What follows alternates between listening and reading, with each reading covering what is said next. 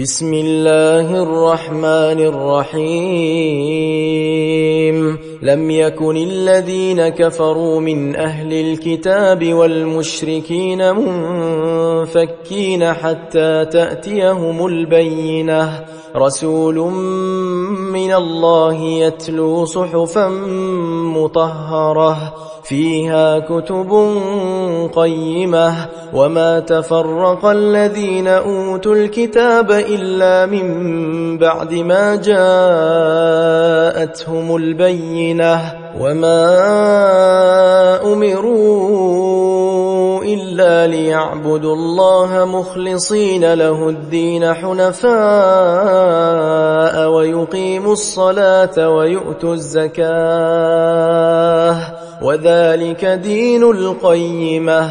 إن الذين كفروا من أهل الكتاب والمشركين في نار جهنم خالدين فيها أولئك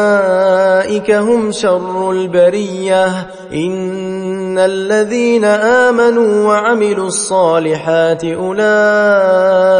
هم خير البرية جزاؤهم عند ربهم جنات عدن تجري من تحتها الأنهار خالدين فيها أبدا رضي الله عنهم ورضوا عنه ذلك لمن خشي ربه